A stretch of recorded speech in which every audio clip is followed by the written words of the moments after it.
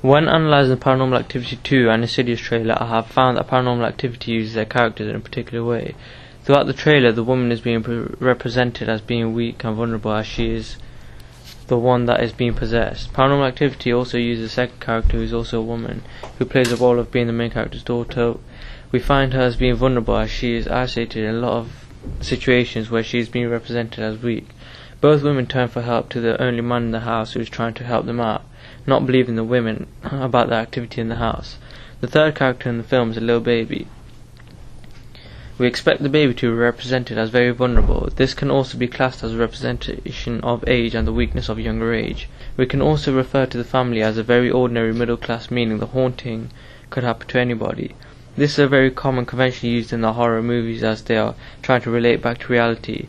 I then decide to use this convention and show the women as being weak and vulnerable, as she ends up being possessed. At this time, the man is scared and seeks for help. This shows that he is represented in a weak and vulnerable way as opposed to the woman. I have also challenged the stereotype of men being dominant in the society, as the male gets attacked in my trailer. I have used the convention of Paranormal Activity and decided to use the same middle class people, which creates an enigma, as this could happen to anyone, which seems to be more realistic. The age group I have chosen to use was a 21-year-old woman who has been possessed and tried to attack the same age group.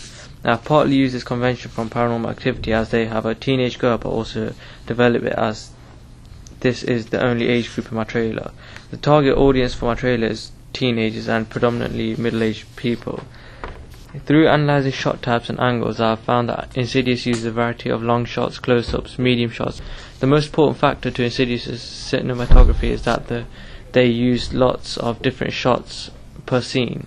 Now, I decided to use this convention. I use this type of cinematography in my trailer. I therefore use a lot of different shots within each scene, allowing me to follow the convention.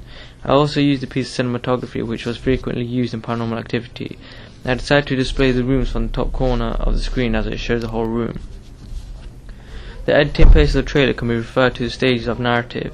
These come in 5 different stages: a state of equilibrium, a disruption of the equilibrium, a recognition of the disruption of equilibrium, an attempt to repair this disruption, and a reinstatement of the equilibrium. The pace of the trailer is slow at the beginning. Paranormal Activity uses the scene of the birthday party showing the equilibrium. As we reach stage 3, the pace rapidly increases, creating a montage. This creates more interest in the movie. Shots of the dog barking at the door, the woman in the doorway, and various different shots. I have decided to use Todorow's theory of equilibrium. The trailer begins with equilibrium, where 2 people are moving into the house. This disruption in my trailer occurs when the pace picks up immediately and a supernatural phenomenon starts to occur. I have also used fluctuating non-diegetic sound to pick up and slow down the pace of my trailer. At the end, the sound stops for a second and suddenly picks up with a scary figure.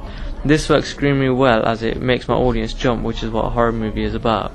Captions are very frequently used in the movie trailers to give the audience a more educated understanding about the movie. The use of captions is very important, as it adds suspense, builds tension, and relates to the house style. There are very specific terms used within the trailer. This has been done in order to persuade the audience to come and see the movie. Last year you demanded it. This shows that the audience enjoyed the first Paranormal Activity and they requested number 2. I decided to use this convention and also added captions in my trailer. This has allowed me to give extra information about my movie out to the audience. On the other hand, this caption, instead of the previous one, does not use the audience's voice, but that was just the beginning. This creates enigma, as we expect more in the movie than from number 1. The building block at the end of the trailer seems to have a lot of dead space, only including the website and the institutional logo. I'll follow the convention of having the building block at the end of the trailer. However, I decided to use a different idea and fill my building block with institutional logos. Insidious used the caption at the end of the trailer with the institutional information. I decided to follow this convention and use this one instead of Paranormal Activities. This allowed me to remove the dead space that Paranormal Activity had.